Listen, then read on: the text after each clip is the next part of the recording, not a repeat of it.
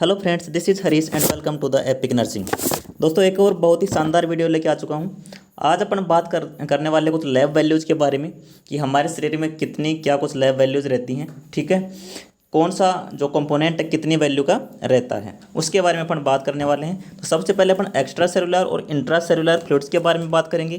क्या ECF और ICF, ये आपने सुना होगा, एक्स्ट्रा सेलुलर फ्लूइड और इंट्रा सेलुलर फ्लूइड, इसके बारे में बात करने वाले हैं। ठीक है, तो अगर आप चैनल पर नए हो तो एक बार चैनल को सब्सक्राइब कीजिए, अपने दोस्तों के साथ शेयर कीजिए और बेल आइकन को प्रेस कर लीजिए ताकि लेटेस्ट नोटिफिकेशन आप तक पहुंच सके। तो चलिए शुरू करते हैं। सबसे पहले देखते हैं कि सोडियम की वैल्यू क्या रहती है। तो देखिए, sodium most commonly extra cellular fluid है। क्या है? मोस्ट कॉमन पाया जाने वाला एक्स्ट्रा सेलुलर फ्लूइड है, ये बात याद रखिएगा। वैल्यू होती है 135 to 145 milliequivalent per litre. ठीक है, कितनी? 135 to 145 milliequivalent per litre. Potassium की देखें तो 3.5 to 5.1 milliequivalent per litre. Calcium 4.5 to 5.5 milliequivalent per litre. Phosphate 2.8 to 4.2 milliequivalent per litre. Chloride की देखें तो 98 से 108 milliequivalent per litre.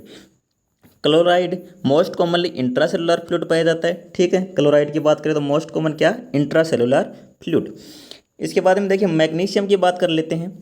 Magnesium की होती है 1.5 से 2.5 मिली इक्विवेलेंट पर लीटर।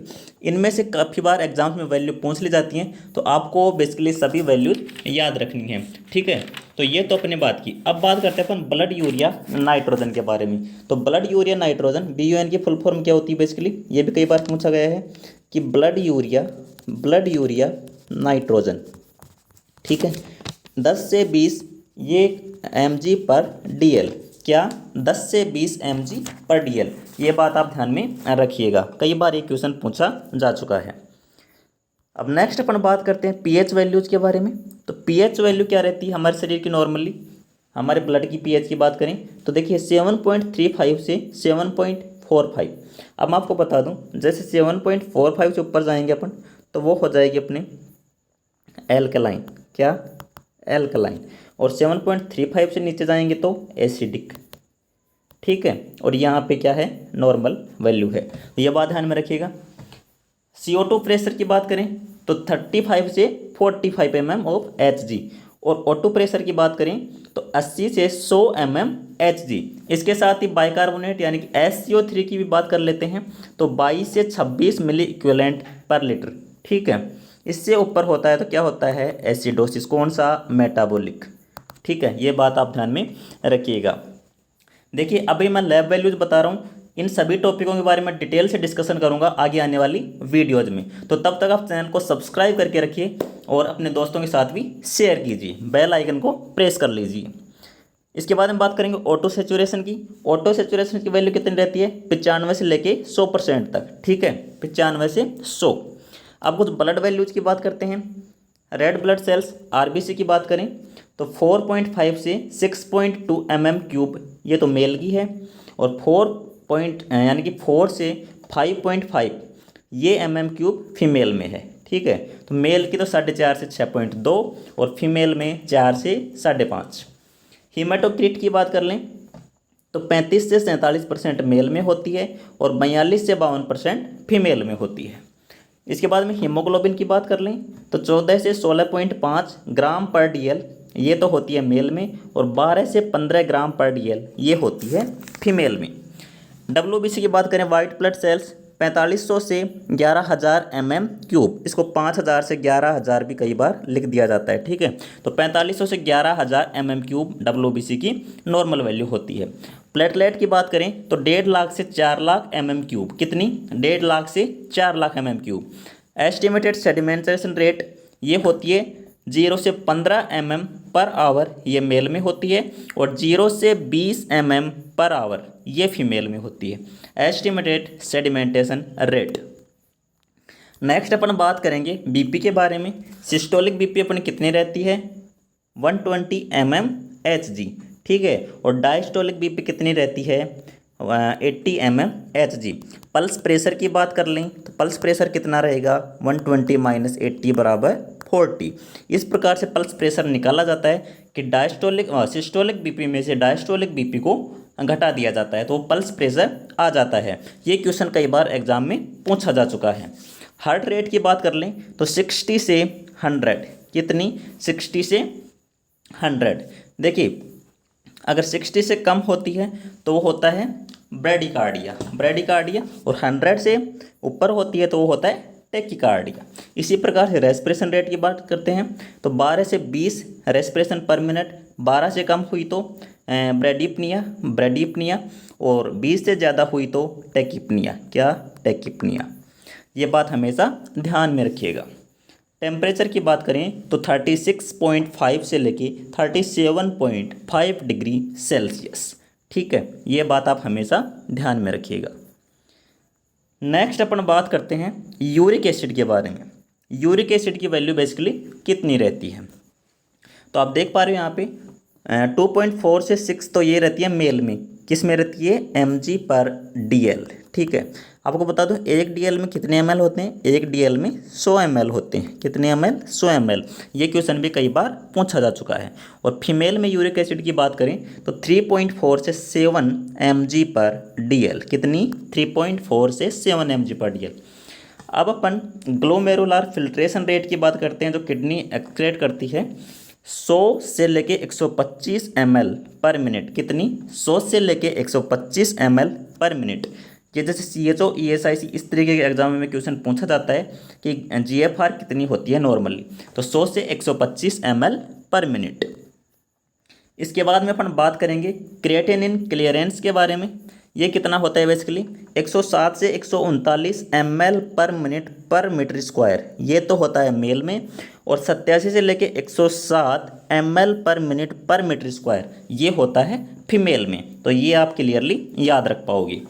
क्रिएटिनिन की बात कर लें नॉर्मली तो 0.6 से लेके 1.2 mg/dl। ये एडल्ट वैल्यू मैं आपको बता रहा हूँ, 0.6 से 1.2 mg/dl। ग्लूकोज की बात करते हैं, जो ब्लड शुगर लेवल है, क्या ब्लड शुगर लेवल है वो कितना रहता है तो 70 से लेके 110 या फिर कई जगह 126 mg/dl तक इसको माना जाता है। कितना 70 से 126 mg/dl। ये फास्टिंग ब्लड शुगर है। क्या है फास्टिंग ब्लड शुगर। ठीक है, इसके बाद में HbA1c की बात कर लें तो इसकी वैल्यू रहती है 3.5 से लेके 6% तक। कितनी 3.5 से लेके 6% तक। ठीक है, इसके बाद में देखिए सेंट्रल वीनस प्रेशर की बात करेंगे। किसकी बात करेंगे सेंट्रल वीनस प्रेशर की बात करेंगे तो इसकी वैल्यू रहती है 3 से 8 mmHg। कितनी 3 से 8 mmHg। अगर सेंटीमीटर H2O में बात करें तो 5 से 10 सेंटीमीटर H2O। यह दोनों वैल्यू इसलिए बता रहा हूँ क्योंकि ये दोनों ही प्रकार से एग्जाम्स में पूछी जा चुकी हैं, तो आप याद रखिएगा कि 3 से 8 तो mmHg में होती है और 5 से 10 CmH2O में होती है। इसके बाद में बात करेंगे इंट्राओकुलर प्रेशर के बारे में। आई में होता है वो होता है 10 से 20 mmHg। कितना 10 से 20 mmHg। और ICP इंट्राक्रैनियल प्रेशर वो भी कितना होता है 10 से 20 mmHg। तो आप इन दोनों को भी याद रखिएगा। इसके बाद में बात करते हैं ट्राइग्लिसराइड के बारे में। जो अपन लीवर से रिलेटेड टेस्ट करते हैं उनमें ये चीज़ें जांच की जाती हैं। एक तो ट्राइग्लिसराइड कितना होता है, ये होना चाहिए 150 से कम, 150 mg/dl से कम होना चाहिए। और कोलेस्ट्रॉल लेवल की बात करें तो ये 200 mg/dl से कम होना चाहिए। ठीक है, ये कई बार क्वेश्चन पूछ ले जाते हैं। ALT और SGPT पर एक होता है AST और SGOT। ये क्या होते हैं बेसिकली, इनके बारे में देख लो थोड़ा। ALT की फुल फॉर्म क्या होती है सबसे पहले तो ये जान लीजिए आप, एलेनिन एमाइनो ट्रांसफेरेज। क्या एलेनिन एमाइनो ट्रांसफेरेज। ठीक है, और SGPT क्या होता है, serum glutamic pyruvic transaminase. Serum glutamic pyruvic transaminase. ठीक है, ये वैल्यू होती है 10 से 55 यूनिट पर लीटर। ठीक है, और 7 से 30 यूनिट पर लीटर। यहाँ पे ये मेल की वैल्यू है, ये फीमेल की वैल्यू है। AST और SGOT की बात करें, AST की फुल फॉर्म क्या होती है, एलेनिन ऑक्जेलेटिक एलेनिन एस्पार्टेट ट्रांसपर्टेज। ठीक है, और SGOT की क्या होती है full form, serum glutamic oxaloacetic transaminase. ठीक है, तो ये फुल फॉर्म याद रखना, इन दोनों के एग्जाम में पूछ ली जाती हैं। तो AST और SGOT की बात करें तो 10 से 40 यूनिट पर लीटर मेल में और 9 से 25 यूनिट पर लीटर फीमेल में। ये आप वैल्यूज़ हमेशा याद रखिएगा। इसके बाद में प्लाज्मा ओस्मोलरिटी की बात कर लें। ठीक है, प्लाज्मा ओस्मोलरिटी 275 से 295 मिली ओस्मोल पर लीटर। कितनी? 275 से 295 ओस्मोल पर लीटर। यूरिन स्पेसिफिक ग्रेविटी की बात कर लें तो यूरिन स्पेसिफिक ग्रेविटी होती है 1.010 से 1.030। कितनी? 1.010 से 1.030। ये कई बार एग्जाम में पूछा गया है। इसके बाद में PTT की बात कर लेते हैं तो ये 20 से 36 सेकेंड, और ये तो नॉर्मल होता है, और थेरेप्यूटिक होता है 60 से 80। थेरेप्यूटिक क्या होता है? जैसे किसी बीमारी का इलाज चल रहा है उसमें ये वैल्यू कितनी रहनी चाहिए? नॉर्मली। प्रोथ्रोम्बिन टाइम की बात करें तो 9 से 12 सेकेंड तो रहती है नॉर्मली, और बिलो 30 सेकेंड रहती है थेरेप्यूटिक। ठीक है, इंटरनेशनल नॉर्मलाइज्ड रेशियो की बात करें तो नॉर्मली 1 रहता है इंटरनेशनल नॉर्मलाइज्ड रेशियो, और 2 से 3 रहता है थेरेप्यूटिक लेवल में। ठीक है, क्लोटिंग टाइम और ब्लीडिंग टाइम की बात कर लेते हैं। क्लोटिंग टाइम कितना रहता है? 5 से 15 मिनट, ये नॉर्मली रहता है, और थेरेप्यूटिक में कितना रहता है? 16 से 20 मिनट, और ब्लीडिंग टाइम नॉर्मली रहता है 1 to 9 मिनट। ये बातें ध्यान में रखिएगा। तो ये कुछ लैब वैल्यूज थी, मैंने कंप्लीटली आपको बता दिया है। तो कैसा लगा ये वीडियो आप कमेंट सेक्शन में ज़रूर बताइएगा, और अगर ऐसे अन्य वीडियो चाहिए तो अभी सब्सक्राइब कीजिए द एपिक नर्सिंग को, और बेल आइकन को प्रेस कर लीजिए ताकि जैसे ही वीडियो अपलोड हो लेटेस्ट नोटिफिकेशन आप तक पहुंच जाए, और अपने दोस्तों के साथ शेयर करना मत भूलिएगा। तो हमारे साथ बने रहने के लिए आप सभी का शुक्रिया। Thank you so much. जय हिंद, जय भारत।